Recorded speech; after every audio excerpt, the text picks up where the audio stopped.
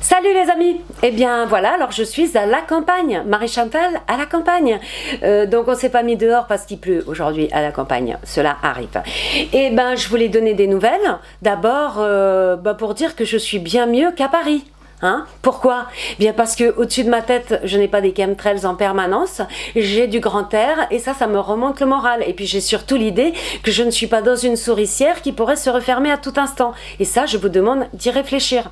Alors, d'ailleurs, le sujet que je voulais aborder, c'était vous demander, est-ce que vous êtes bien en train de vous préparer à ce dont je vous ai parlé qui arrive? Parce que la dernière fois que je vous en ai parlé, c'était comme une intuition, l'intuition notamment de la coupure d'électricité, et je suis tombée sur le site de Strategica qui dit non, elle arrive, hein, parce qu'il y a des présidents d'Europe qui sont en train de préparer leur population à se prendre une coupure d'électricité pendant une bonne semaine. Et avec encore une semaine après pour reconnecter tous les systèmes informatiques et tout ça. Donc, faut être prêt à encaisser un choc. Et pourquoi je vous demande ça et pourquoi j'insiste là-dessus? Parce que moi, je pense que nous allons avoir une occasion peut-être inédite. Alors, inédite sûrement, mais surtout peut-être qui ne se représentera pas. Nous avons une occasion de dire merde à tout ce système. Alors, si on se prend le choc, qu'on n'est pas préparé, et bien d'un coup, n'importe quel sauveur avec un casque bleu, un casque blanc ou une casquette, un képi bleu foncé, va venir nous dire « Ah ben voilà, on peut vous sauver !»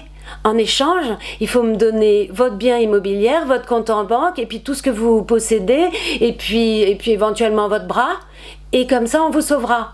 Et moi, ce que je pense, c'est que si nous, on est prêts à encaisser le choc, quand ils arriveront, on leur dira « Mais on n'a pas besoin de vous, en fait, on s'est débrouillé. » Donc, inutile de venir essayer de venir tout nous prendre en échange de nous sauver. On n'a pas besoin de sauveurs. Voilà, c'est pour ça que j'insiste. Je vous en prie, informez-vous, allez regarder le site strategica.fr notamment qui donne tout un tas de conseils. Bon, sur le site gj2.0.net, il y avait aussi une des abonnées qui nous a donné une liste de choses à se procurer, à penser et tout ça. Informez-vous, soyez prêts. On le sait à l'avance, c'est notre force. Notre force, c'est de connaître la stratégie de l'ennemi. Donc voilà. Par ailleurs, donc ici, je suis en train d'organiser, à aider, j'essaye d'autonomiser mon village, j'essaye aussi de trouver des solutions de repli stratégique pour les gens qui voudraient, donc les gilets jaunes surtout, qui voudraient quitter les grandes villes avant que ça tourne vinaigre.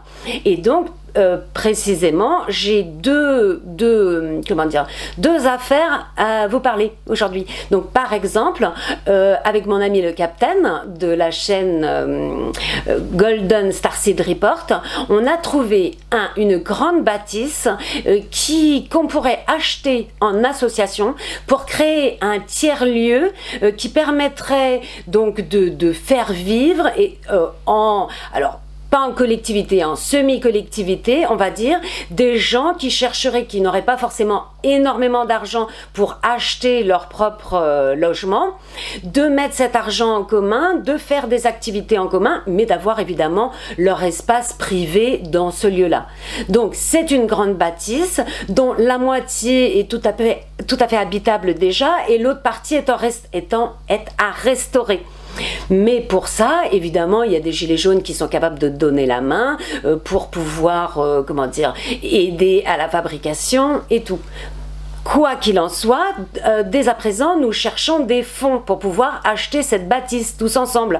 Donc, si par hasard tu as 10 000, 15 000, peut-être même 5 000 euros qui traînent sur ton compte et qui risquent donc d'être préemptés par l'État, n'hésite pas à nous contacter sur le site qu'on remettra en dessous là, donc gj2.0.net. On est dans le pays Qatar, donc c'est quand même un lieu déjà de refuge, pas en soi-même c'est un refuge, mais en plus de ça, cette bâtisse dont je parle se trouve dans un super petit village qui se trouve en haut d'une montagne après être passé dans une forêt où ça serpente. Franchement, le lieu est sublime. Le village est très sympa. On a rencontré les voisins qui tout de suite nous ont branchés avec de l'humour, etc. Il y a par exemple en plein milieu de ce village un type qui nous nous a expliqué comment il fabriquait du fromage vegan avec des produits fermentés, etc. Donc on n'est pas du tout, comment dire, dans la campagne boueuse, pas marrante, de gens qui connaissent rien à rien ou qui vivent il y a 100 ans en arrière. On est vraiment dans l'idée de faire un autre monde, et donc tous ceux qui en auraient marre de ce monde-là et qui ont un peu de budget, eh ben n'hésitez pas à nous contacter. L'idée c'est de créer au plus vite cette association pour pouvoir acheter peut-être en SCI ce bâtiment et que tous ceux qui ont investi puissent avoir une part importante du lieu. Après ça, ce qu'il y a de très intéressant dans cette bâtisse, c'est qu'elle a un modèle économique en elle-même, puisque par exemple au rez-de-chaussée il y a un ancien four à pain genre géant qui pourrait faire soit une mini boulangerie pour le village, soit une pizzeria à emporter pour le village, soit même peut-être une petite cantine associative et tout.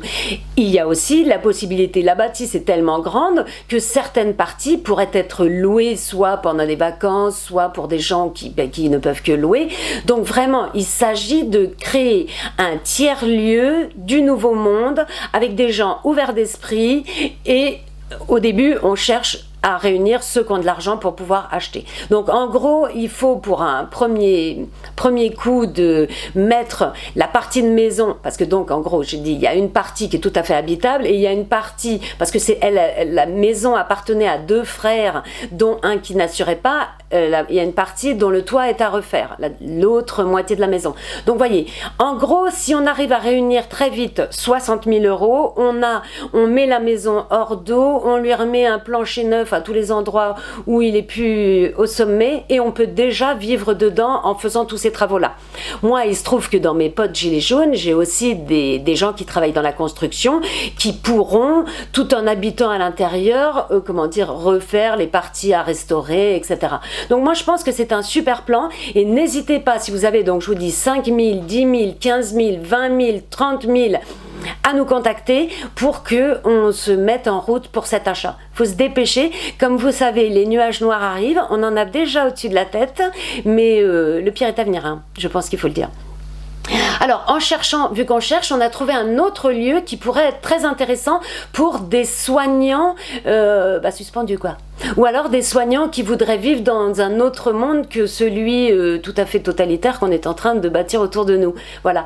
Donc ça, c'est un énorme bâtiment qui pourrait être transformé en lieu d'accueil et de soins alternatifs, qui se trouve à côté de thermes, donc qui pourrait bénéficier de cette eau thermale.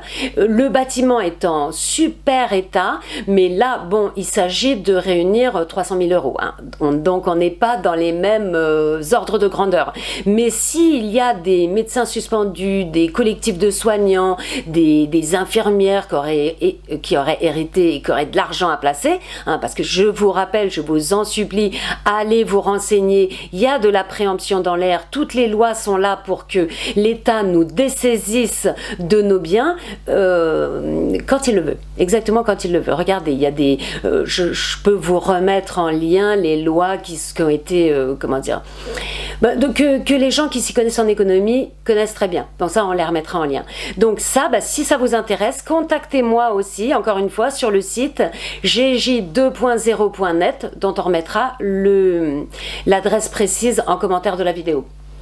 Voilà, est-ce que j'avais autre chose à vous dire? Alors oui, pour ceux qui cherchent à quitter les villes, allez regarder les annonces qu'il y a sur le site GJ2.0, parce que moi au début, quand j'ai fait la dernière vidéo, il y avait 2 annonces, maintenant il y en a 50, et il y a des gens qui cherchent, mais il y a aussi des gens qui offrent, c'est-à-dire que par exemple, il y a plusieurs personnes qui proposent qu'on vienne installer un habitat léger sur leur terrain.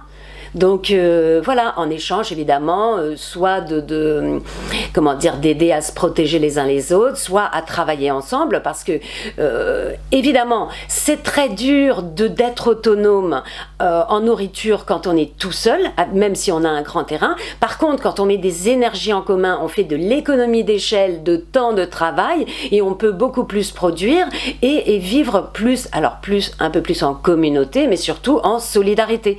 Et c'est ce monde monde-là que nous essayons de bâtir. Un monde solidaire, à la différence du monde sans contact, à 2 mètres de distance chacun, où tout le monde ne s'occupe que de lui-même et tout le monde crèvera tout seul. Donc, on attend vos nouvelles, on attend les gens qui ont des sous, et puis même peut-être des soutiens, et puis allez regarder les annonces, communiquer, je veux dire, préparez-vous, la tempête arrive, comme dirait l'autre. Voilà, moi je vous embrasse très fort et je vous dis à bientôt pour une autre vidéo.